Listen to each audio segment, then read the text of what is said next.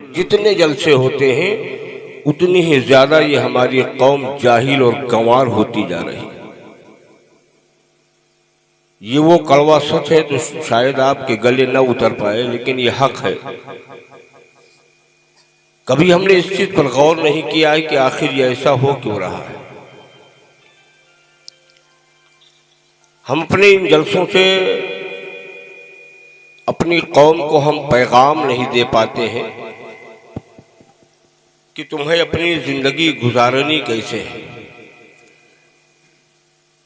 जब तक जलसे में जान होती है लोग सुनने के मूड में होते हैं, जब तक तो नादखानी होती है। जब से लोग सोने लगते हैं और जब ये जलसा लोगों पे बोझ बनने लगता है तो फिर किसी को बिठाल दिया जाता है रस्मन, एक रस्म भी अदा हो जाएगी।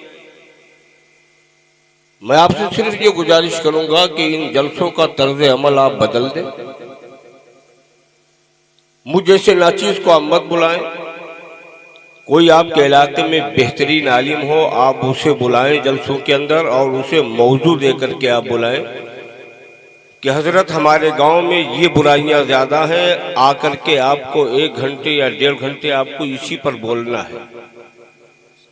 बतौर बरकत एक नासिरी पढ़वा दें, उसके बाद 1 घंटे की तकरीर हो, 10, साढ़े 10, 11 बजे जलसा खत्म कर दें, उसके बाद आप सो जाएं। वरना हालात जानते हो क्या है, ना फजर की नमाज हम पढ़ते हैं ना आप पढ़ते हैं। हमको बनना है निशाने राहे मंजिल दोस्तों, हम अगर भटके तो कितने कारवां खो जाएंगे। हम अगर डूबे तो पूरी कौम को लेकर के डूबेंगे, अगर आप डूबे तो तन्हा आप डूब जाएंगे। तो हमें फिक्र इस चीज की नहीं है कि आप डूब रहे हैं, फिक्र यह है कि हम डूबते जा रहे हैं। फिक्र इसलिए है कि अगर हम डूब गए तो हमारी पूरी कौम डूब जाएगी। आखिर हम बेदार कब होंगे यार? जलसों की शक्ल यही बना के रखेंगे।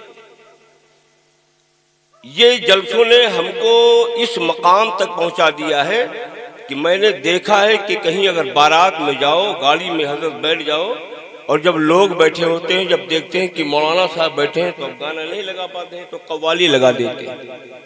होता है ऐसा? अरे हजरत कव्वाली बज रही है, जबकि आला हजरत का सख्त फतवा है कि वो भी हराम है। बोलो वजह, कव्वाली वो हराम है, लेकिन ये मिजाज हमारा बन चुका है। हम अपने घर से लेकर के और स्टेज तक सिर्फ और सिर्फ आवाज के दिलदादा हो गए। इन जलसों को हमने अपनी तबई सुकून का एक साधन बना रखा है कि हमको मजा कैसे आएगा। और जब ये जलसे खत्म होते हैं ना तो सुबह जब लोग, मैं तकरीर नहीं करूंगा, बस थोड़ी देर 2-4 बातें बता दूं और अल्लाह रब्बुल इज्जत की बारगाह में दुआ करता हूं कि अल्लाह तबारक व तआला हमें और आप दोनों को अमल की तौफीक अता फरमाए। वरना असर करे तो 2 कतरा ही बहुत काफी है और ना असर करे तो रात भर का रोना बेकार है। पूरी रात जलसों को मत चलाओ, थोड़ी देर का जलसा करो, मगर एक मंजिल के तहत। तुम्हें मालूम है 2 मुसाफिर अपने घर से निकलते हैं, एक मुसाफिर ऐसा है जिसकी मंजिल का तय्युन है, उसे मालूम है कि हमें फला जगह जाना ही जाना है।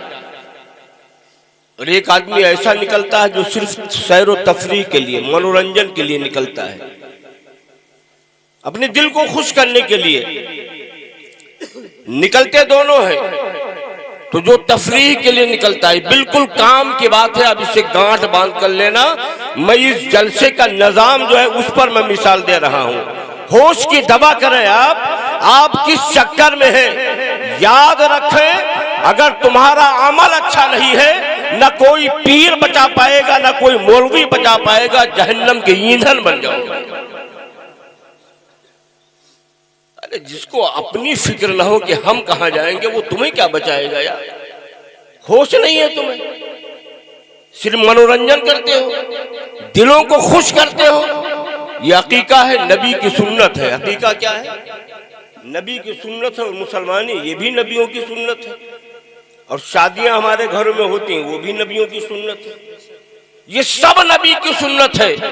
मगर अफसोस ये है हम नबी की सुन्नत अदा करते हैं, रिश्तेदारों को इकट्ठा करते हैं, मगर हमें शर्म नहीं आती है कि नबी की सुन्नत में लोगों को इकट्ठा करके फिर दुनियावी काम करते हैं, तमाशे करते हैं यार। डंडियों को नचवाते हैं, बाजे हमारे घर पे बजते हैं, वो धूम धड़ाका हो रहा है। हमें शर्म नहीं आती है कि अल्लाह ने अपने फर्ज से कलमे जैसा अजीमुशान तोहफा हमें अता किया है, तो क्या इसीलिए अता किया है? हम बस मुसलमान बन गए, बस डंका लगाए फिर रहे हैं। शायर साहब खड़े होंगे, हाथ उठाओ जन्नत मिल जाएगी। जो एक बार सुभान अल्लाह कहेगा उसके लिए जन्नत में दरख्त लग जाएगा। अबे एक विश्वासी जमीन तुम्हारी जन्नत में नहीं है, किसी की दूसरी की जमीन में पेड़ लगाओगे। अरे पेड़ लगेगा, आमाल अच्छे पैदा करो। अल्लाह के नबी ने इरशाद फरमाया, और ये शरीयत का मसला है, अगर ईमान हो तुम्हारा महफूज नहीं है तो तुम्हारा कोई भी अमल रब की बारगाह में काबिल कबूल नहीं होगा। और अगर फर्ज तुम्हारा अदा नहीं हो रहा है तो कोई भी नफली इबादत तुम्हारी रब की बारगाह में कबूल नहीं होगी। हक है बेशक, सुभान अल्लाह सुभान अल्लाह। कोई भी नफली इबादत, तुम फर्ज की नमाज अदा करते रहो, रोजाना गौसे आदम की फातिहा दिलाओ। ये उलमा हज़रात बैठे हैं, मैं तो बिल्कुल एक नाचीज हूँ, थोड़ा बहुत पढ़ा लिखा हूँ, लेकिन एक दिल में दर्द है, एक ख्वाहिश है। बरगे हिना पे लिखता हूँ मैं दर्द दिल का हाल, शायद कि रफ्ता रफ्ता लगे दिल रुबा के हाथ। एक मकसद है अपना, एक मकदुआ है कि हो सकता है मेरा कोई जुमला लोगों के जहन में उतर जाए और अल्लाह तबारक व तआला हमारे लिए हिदायत का सामान पैदा कर दे। इन जलसों को हज़रत तमाशा मत बनाया जाए। बड़ी मुश्किल से लोग मिलते हैं यार, बहुत मुश्किल से। अगर तारीखें उठा करके देखी जाए तो उतना ही मुश्किल है जितना मुश्किल इब्तिदाई दौर में था। दीन के नाम पर लोगों को पकड़ के मेरे आका लाते थे, बाजारों में जाते थे, लोगों की दावतें करते थे, लोग घरों पे इकट्ठा होते थे, और जब मेरे आका नाम लेते थे मजहब इस्लाम का तो लोग बुरा भला कहते हुए वापस हो जाते थे। लोग दीन के नाम पर इकट्ठा नहीं हो रहे थे। आज भी हालात ही है, तुम महफिल मिलाद का नाम ले दो, लोग नहीं आते हैं। मैं कहता हूँ इसकी जिम्मेदार ये कौम नहीं है, ये हमारी जमात है। आखिर मुअम्मा क्या है? हमारे जलसे होते हैं। कोई इंजीनियर नहीं आता है, हमारे जलसे होते हैं। कोई पढ़ा लिखा नहीं आता है, हमारे जलसे होते हैं। कोई मास्टर नहीं आता है, हमारा जलसा होता है। कोई भी मुअल्लिम मुबल्लिग नहीं आता है, कोई समझदार आदमी नहीं आता है। हमारे जलसों में कौन आता है? रेड़ी वाला हमारे जलसे में आता है, सब्जी वाला हमारे जलसे में आता है, एक मजदूरी करने वाला हमारे जलसों में आता है। आखिर वजह क्या है? जो समझदार मेरी कौम का है वो हमारे जलसों से करता जा रहा है। उसकी वजह सिर्फ ये है, लोगों को इकट्ठा करके हम इन जलसों के अंदर तमाशा करते हैं। कोई आदमी पैसे लेकर नहीं उठेगा, मैं पैसे लेने नहीं आया, कुछ सुनाने आया, उसको सुन लो बस। अल्लाह के करम से है, बस सुबह से शाम तक मैं खाता हूँ। चंद बातें जो आपको बताई जा रही है, मेरी माँ और बहनें बैठी हैं। जानते हो इस कौम को सुधारने में इनका कितना बड़ा हाथ है? इनके हालात क्या हैं? अल्लामा इकबाल ने कहा था कि तुम मुझे अच्छी माएँ दे दो, हम तुमको अच्छा मुआशरा दे देंगे। अल्लामा इकबाल ने बहुत पहले कहा था कि तुम मुझे अच्छी माएँ दे दो, हम तुमको अच्छा मुआशरा दे देंगे। ये हमारी अच्छी माएँ हैं। ये उलमा हमारे हैं बेचारे, मेहनत कर करके थके जा रहे हैं। तुमको बता रहे हैं, आप जलसों में आए तो ये नियत करके ना आए। देखिए दो चीज करना पड़ेगा, हमको जलसा करना पड़ेगा तो फी सबीलिल्लाह मिल जाए तो अल्लाह का फजल है, मुस्तफा जाने रहमत का सदका है।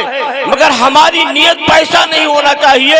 और आप जलसे के अंदर आए तो आपकी नियत सवाब नहीं होना चाहिए। मिल जाए तो अल्लाह का फजल है। आप जलसों के अंदर आए तो कुछ सीखने की नियत से आए। अभी नियत करके घर से आए कि हम सीखने जा रहे हैं, ये दर्स है। ये असहाब सुफ़ा का चबूतरा मेरे आका ने जो कायम किया था ना, जानते हो किस लिए? मस्जिद नबवी से पहले असहाब सुफ़ा के नाम से एक चबूतरा मेरे आका ने कायम किया था, जहां पे सिर्फ और सिर्फ दर्स दिया जाता था, दीन सिखाया जाता था। लोग अपने घर बार को छोड़कर वो सहाबा जिन्होंने अपनी पूरी जिंदगी को वहीं पे सर्फ कर दिया था, या तो वो दीन सीख रहे थे या दीन वो सिखा रहे थे, बाकी उनका कोई काम नहीं था। आज हम कितना दीन सीखते हो, कितना सिखाते हैं, तो बात अलग जा रही है। मैं जो आज कर रहा था कि दो शख्स हम इन जलसों में आते हैं, इसका रिजल्ट क्यों नहीं निकलता जानते हो? वो दो शख्स चले, एक के लिए मंजिल का इंतखाब था कि मुझे फला जगह जाना है, और एक शख्स ऐसा था जो सिर्फ तफरीह के लिए निकला था, टहलने के लिए। जैसे हम इन जलसों में आते हैं, जब सुबह पहुंचा बड़ा मजा आया आज जलसे में। लोग जब इकट्ठा होते हैं, सुबह जलसा रात को सुनते हैं, और सुबह जब गांव में बैठते हैं इकट्ठा होकर अपने दरवाजों पर, तो आपस में बात करते हैं। बात मेरी समझ में आ रही तुम लोगों के ना? आ रही? कोई गलत बात तो नहीं कह रहा हूं। अगर ज्यादा गलत होगी तो दोबारा नहीं बुलाओगे, इसके आगे कुछ नहीं होगा। मैं उससे डरता नहीं हूं। दोनों चले, एक के पास मंजिल का इंतखाब था और एक बिल्कुल लावारिस आवारा था, कहीं भी चले जाएं। दोनों घर से निकले, रास्ते में मुश्किलें आई, और जब रास्ते में कुछ मुश्किल पड़ी तो जो मंजिल का इंतखाब करके चला था वो मुसीबत से टकरा गया, वो वापस नहीं हुआ। और जो आवारा गर्दी टहलने में गया था वहां से वापस हो गया। वापस हुआ इसलिए कि उसके पास कोई मंजिल नहीं थी। उसने सोचा इधर नहीं तो हम इधर चले जाएंगे, और इधर रास्ते में रुकावट आई तो इधर चले जाएंगे, और इधर रुकावट आई तो इधर चले जाएंगे। क्यों? मंजिल का कोई इंतखाब नहीं था उसके पास, वापस हो गया। और जो मंजिल का इंतखाब करके चला था वो मुसीबत से टकरा गया, आड़ गया, बैठ गया। उसने कहा कितनी मुसीबतें आ जाएंगी, मेरे लिए मंजिल का इंतखाब है, मुझे फला जगह ही जाना है, हम इधर से वापस नहीं हो सकते। और जब मुसीबतों से टकराया तो ये मुसीबतें हार गई। लड़ने वाला इंसान अपनी मंजिल मकसूद तक पहुंच जाता है। रास्ता नहीं बदला, एक वापस हो गया। कौन वापस हुआ? जो मंजिल का इंतखाब करके नहीं चला था वो हार गया, और जो मंजिल का इंतखाब करके चला था वो जीत गया। मुसीबतों से लड़ गया, बलाओं से टकरा गया, मुश्किलें बर्दाश्त कर ली, लेकिन वापस नहीं हुआ, आगे बढ़ा, वो अपनी मंजिल तक पहुंच गया। आज कुछ हमारा यही हाल है, न हम ये मकसद लेकर के आते हैं कौम को कुछ देना है, न ये कौम अपनी मंजिल का इंतखाब करके आती है इन जलसों से मुझे कुछ लेना है। आखिर में होता क्या है? हमें मिलता कुछ नहीं है। लोगों कहना सिर्फ मैं ये चाहता हूँ, मेरी जिम्मेदारी ये है मुझे कुछ दे के जाना है, और तुम्हारी जिम्मेदारी ये है तुम्हें अमल करके यहाँ से जाना है। और जब मंजिल का इंतखाब होगा ना, इंशाअल्लाह ये दुनिया की मुसीबतें तुम्हारा कुछ भी नहीं बिगाड़ सकती हैं। और जब हम अल्लाह उसके रसूल के फरमान के मुताबिक हम अपनी जिंदगी गुजारेंगे, लोग कहते हैं मौलाना क्या करें, हालात बहुत खराब है। हमने कहा हालात खराब है, तुमने अपनी तारीख पढ़ी ही नहीं, काश पढ़ी होती, काश तुमने अपनी तारीख पढ़ी होती। लोग घड़े में अजान देते थे, अल्हम्दुलिल्लाह आज वो वक्त नहीं है। कलमा पढ़ने वालों के पैरों में रस्सियां बांधकर वादी मक्का में खींची जा रही थी, आज वो नहीं हो रहा है। लोगों को शहर बदर किया जा रहा था, आज वो नहीं किया जा रहा है। लोगों के जिस्म पर कोड़ों की बारिश होती थी, सिर्फ इसलिए उन्होंने नबी का कलमा पढ़ लिया था। मगर अल्हम्दुलिल्लाह, सदबार अल्हम्दुलिल्लाह, आज हम इस हैसियत से रहते हैं, अगर घरों पे चढ़कर छतों पे अजान देते हैं तो कोई रोकने वाला नहीं। नारे तकबीर, नारे रिसालत, मसलके आला हजरत अल्लामा मोहम्मद उमर साहब किबला। नारे तकबीर, नारे रिसालत, सुभानअल्लाह सुभानअल्लाह। अब आओ गुफ्तगू को थोड़ा और आगे ले चले, है ना। मैंने ये अर्ज कर दिया कि हम लोग यहाँ सीखने आते हैं, है ना। तो जब एक मंजिल का इंतखाब करके हम घर से आएंगे कि हमको कुछ लेके आना है, तो वो आपको मिलेगा। सवाब तो अलग से।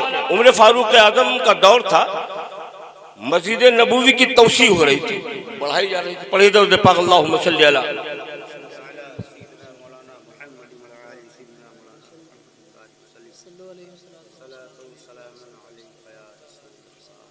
अब हमारे कारी साहब कह रहे थे कि जब हम लोग दुरूद शरीफ पढ़ाते हैं तो लोग सोचते हैं कि हम सब भूल गए।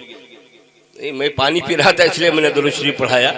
मेरे हाथ में मोबाइल भी नहीं, लेकिन अल्हम्दुलिल्लाह अगर आप साथ दें तो मैं फजर की अजान तो करवा ही सकता हूँ, लेकिन आप साथ दें। लेकिन मेरा ख्याल क्या है कि किसी पर कोई भी चीज इतना अमल ला दो जो बोझ बन जाए। एक कोई एराबी थे, मेरे आका की बारगाह में आयो, कहा या रसूलुल्लाह मैं ईमान तो ले आऊंगा लेकिन नमाज 2 वक्त की पढ़ूंगा, ज्यादा नहीं पढ़ूंगा। मेरे आका ने फबिहा आओ, 2 ही पढ़ना। लेकिन मेरे आका मुख्तारे कुल थे, उनकी बात अलग थी। मेरे आका ने जो कह दिया उसी का नाम दीन है, जो कर लिया उसी का नाम दीन है। और मेरे आका के सामने जो कहा गया मेरे आका ने खामोशी कर लिया वो भी दीन है। 3 ही चीज दीन है। इससे अलग हट करके अगर मेरी जिंदगी गुजर रही है तो ना हम मुसलमान हैं ना मेरे पास इस्लाम है। इसको आप याद रखना। अगर मेरी जिंदगी, रब इरशाद फरमाता है लक़द काना लकुम फी रसूलिल्लाहि उस्वतुन हसना, अल्लाह ने अपने महबूब को हमारे लिए नमूने अमल बना करके भेजा था। हमारी शादी मुस्तफ़ा के मुताबिक है तो ये शादी है, अगर हमारे खतने मुस्तफ़ा के मुताबिक है तो ये खतना है। हमारी अगर अकीके का प्रोग्राम अगर मुस्तफ़ा जाने रहमत के मुताबिक है तो यकीनन वो मेरा खतना है। और मैं आगे कह दूं, अगर हमारी जिंदगी मुस्तफा के मुताबिक है तो हमारी जिंदगी है, वरना फिर जीना हमारा बेकार है। हमारा हाल तो ये होगा कि हम धोबी के कुत्ता हो जाएंगे, ना घर के रहेंगे ना घाट के रहेंगे। कहां रहोगे? ये दुनिया हमको जानते हो क्यों मार रही है? ये दुनिया हमको सिर्फ इसलिए मार रही कि हमने नबी का कलमा पढ़ा है। सिर्फ इसलिए सारा जहान हमारा दुश्मन है, सिर्फ इसलिए दुश्मन है कि हमने ला इलाहा इल्लल्लाह पढ़ लिया है तो हम दुनिया में मारे जा रहे हैं। और इतने बेअमल हजरत हो गए हैं कि हम आखिरत में भी मारे जाएंगे। भाई अमल तो हमारे पास है नहीं ना, सिर्फ हमने अपना नाम अब्दुल रहमान अब्दुल्ला रख लिया है, बस। इससे आगे हम कुछ नहीं जानते हैं। जब अमल से दूर है तो कब्र में मारे जाएंगे।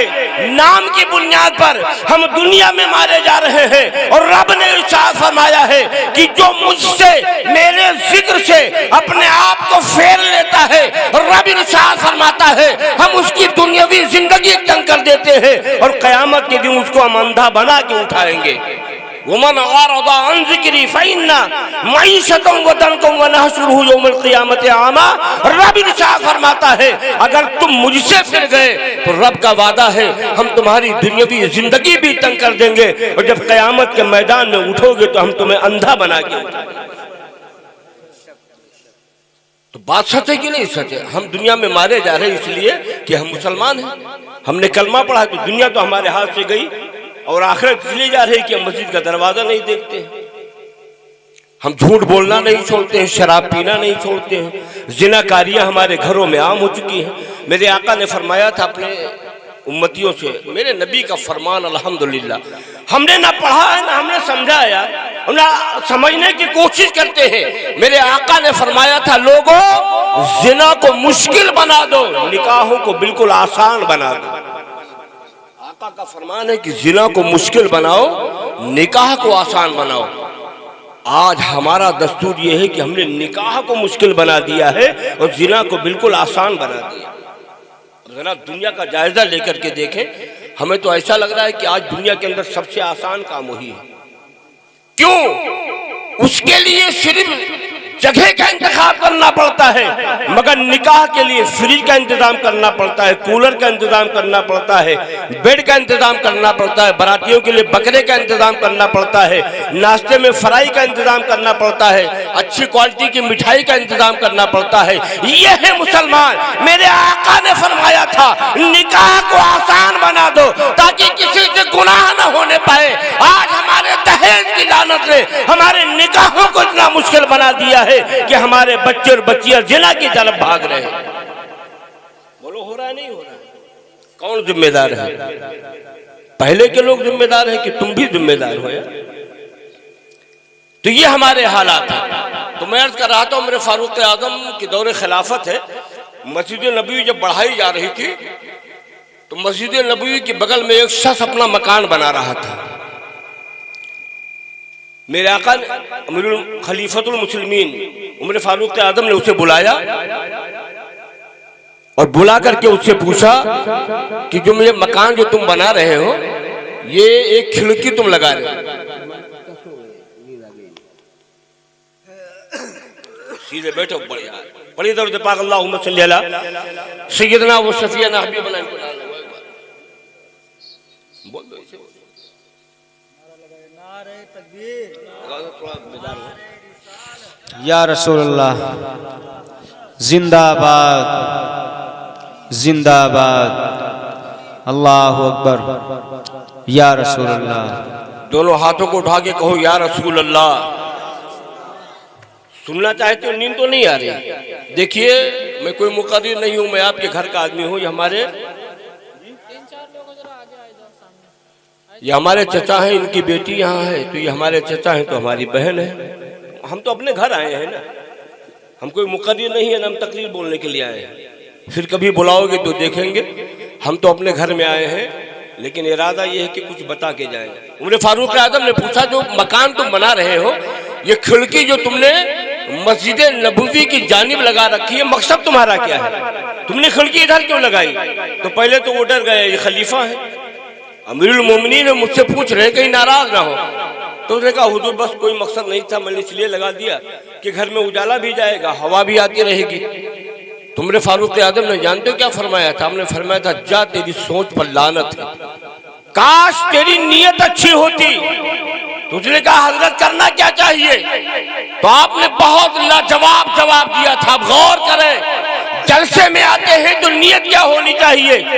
उमर फारूक आजम ने फरमाया था, काश तेरी नीयत ये होती कि मैंने खिड़की इसलिए लगाई है कि जब मस्जिद नबवी में अजान होगी तो अजान की आवाज हमारे घर में आएगी। अगर तेरी नीयत अच्छी होती, जब तक तेरा मकान कायम रहता, तुझे खिड़की लगाने का सवाब मिलता रहता। नारे तकबीर, नारे रिसालत, मसलके आला हजरत, जश्न ईद मिलादुन नबी अल्लामा उमर साहब क़िबला।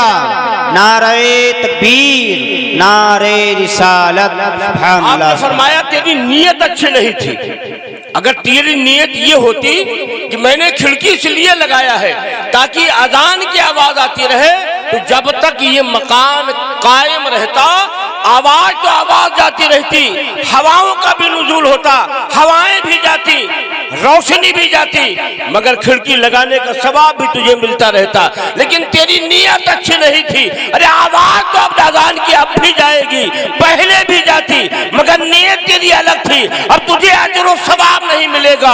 अर्ज़ मैं ये कर रहा था, इन महफिलों में आओ नीयत सवाब की करके नहीं, बल्कि सीखने की आओ। अगर महफिल में आओगे तो सवाब तो मिलना ही मिलना है, इस सवाब से महरूम नहीं होगी। देखो कुरान है, मेरा रब रहीम है, और इतना बड़ा रहीम है कि अल्हम्दुलिल्लाह मेरे रब से बढ़ करके तो रहीम कोई दुनिया में है ही नहीं, कोई रहमत ही नहीं कर सकता है। इतना बड़ा रब रहीम है। ये कुरान जो अल्लाह ने हमें दिया है हिदायत के लिए, जब कोई किसी का इंतकाल होता है तो हम इसाले सवाब के लिए कुरान पढ़ते हैं, पढ़ते नहीं पढ़ते हैं। तो अगर कोई भी हमारा अजीज और कारीब है या मेरे घर का आदमी है, दोस्त व अहबाब में से किसी का इंतकाल हुआ और हमने कुरान पढ़ करके उसे इसाले सवाब किया, तो आप ये सोचते होंगे कि हमने एक पारा पढ़ा, एक पारे का जो भी सवाब हमें मिला हमने फलाने को बख्श दिया, तो हमारे पास क्या बचा। हालांकि ऐसा नहीं होता है। कुरान का मसला ये है, अल्हम्दुलिल्लाह मेरा रब नवाजने वाला है। तुम कुरान पढ़ करके किसी को इसाले सवाब करोगे तो जितना सवाब मुर्दे को मिलेगा उतना ही सवाब पढ़ने वाले को मिलेगा, कमी नहीं होती है। ये रब की रहमत है।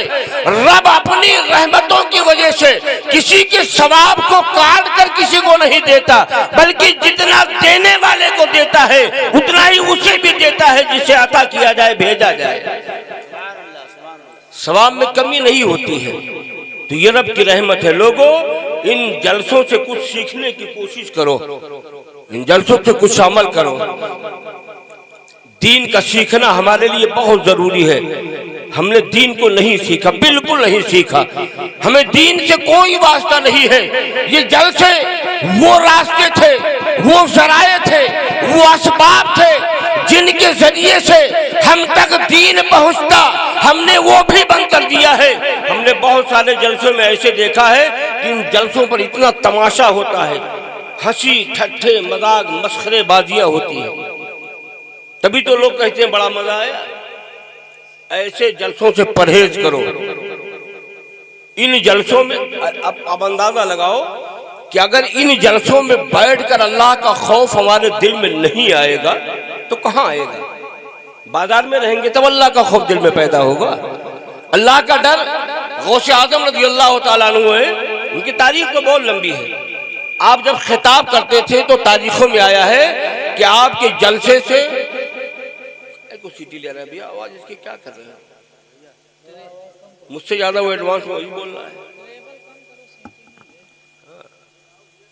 अब आवाज भी इतनी ज्यादा नहीं कि दूर से खींचता हूं, थोड़ा कम रहेगी चलेगा, सीटी ज्यादा ले रहा है। गौसे आजम रज़ी अल्लाह ताला अन्हु का जब जलसा होता था तो तारीखों में आया है कि 2-2, 250-250 मुर्दे आपकी महफिल से निकाले जाते थे। वो नाइबे मुस्तफा थे। आज हम भी नाइबे मुस्तफा हैं, अपने आप को नाइबे रसूल कहते हैं। गौसे आजम भी नाइबे रसूल थे, मगर फर्क ये था उनके जलसों से 250-250 मुर्दे निकाले जाते थे। इतना लोगों के दिलों में खौफे इलाही तसल्लुत होता था। आज हमारा हाल ये है, हमारे जलसों में लोग आते हैं तो लोगों को मजा आता है, बड़ा मजा आया, दिल खुश हो गया। अब हम फला मौलाना साहब को बुलाएंगे, बड़ा चुटकुला सुनाते हैं। लोगों ये दुनिया है, 4 दिन की जिंदगी है, ये महल यही रह जाएगा, ये दुकानें यही रह जाएंगी, ये आबरू यही रह जाएगी, शान और शौकत यही रह जाएगी, सारी दुनिया यही छूट जाएगी। जब तुम कब्र में जाओगे तो तुम्हारे साथ तुम्हारा अमल जाएगा। तुमने 20 मंजिल का मकान बनाया है ना, और जब मरोगे तो बच्चे जल्दी जल्दी की तैयारी करेंगे। 500 रुपया मीटर वाला कपड़ा पहनते थे ना, लेकिन जब मरोगे तो वही 100 रुपया मीटर वाला कफनी कपड़ा आएगा। 1 बीघे में तुम्हारा घर बना था, लेकिन जब मरोगे तो उतनी ही जगह मिलेगी जितना एक गरीब को मिलती है।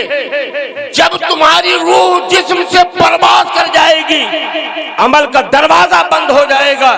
जब दारुल अमल से निकलकर दारुल जज़ा में जाओगे, अमल के सारे दरवाजे बंद हो जाएंगे।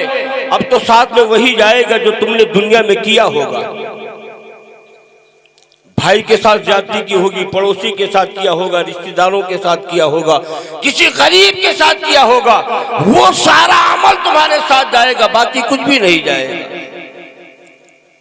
तो लोगों ये अहद करके चलो कि अपनी जिंदगी इंशाअल्लाह हम ऐसी तैयब व ताहिर गुजारेंगे कि मरने के बाद जब लोगों तक मेरी मरने की खबर जाए तो लोग ये ना कहे कि यार बड़ा अच्छा हुआ मर गया, बहुत परेशान करता था, बल्कि लोग ये कहें यार बड़ा अच्छा आदमी था, मर गया, अल्लाह ताला उसे जन्नत दे। लोग तुम्हारे हक में जन्नत की दुआएं करें। मेरे आका इरशाद फरमाते हैं 40 मोमिन में एक अल्लाह का वली होता है। जब तुम्हारे हक में दुआएं की जाएंगी और अगर किसी की दुआ रब ने कबूल कर लिया तो अल्लाह ताला तुम्हें जन्नत भी अता कर सकता है। तो हम अपनी जिंदगी इतनी आवारा गर्दी में न गुजारे। तो लोगों, आज मेरी गोद में जो बच्चे पल रहे हैं ना, ये आने वाले वक्त के लिए, भविष्य आने वाले वक्त का के जिम्मेदार है। ये आने वाला वक्त उनके हाथ में होगा। अगर वो मेरे हाथ में परवरिश पा रहे हैं, मेरे नबी ने इरशाद फरमाया कि कोई भी बच्चा जो पैदा होता है वो फितरत इस्लाम पर पैदा होता है। पूरी दुनिया के अंदर कोई भी बच्चा जो भी पैदा होता है वो फितरत इस्लाम पर पैदा होता है। मतलब दुनिया में जितने भी बच्चे पैदा होते हैं, ये उलमा बैठे हैं, इनसे तफसीर कर लेना, तस्हीह करना इसकी, ये बताएंगे।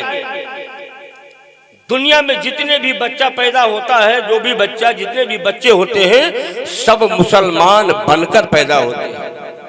लेकिन आगे आकर इरशाद फरमाते हैं कि बच्चा तो पैदा होता है मुसलमान होकर के, तो साहबा ने कहा या रसूल अल्लाह, वो यहूदी, इसरानी, मजूसी, नसाई, काफिर ये कैसे बन जाता है? तो मेरे आका ने इरशाद फरमाया कि अगर माँ बाप ईसाई हैं तो बच्चा ईसाई बन जाता है, माँ बाप अगर नसरानी है तो बच्चा नसरानी बन जाता है, माँ बाप अगर मजूसी है तो बच्चा मजूसी बन जाता है।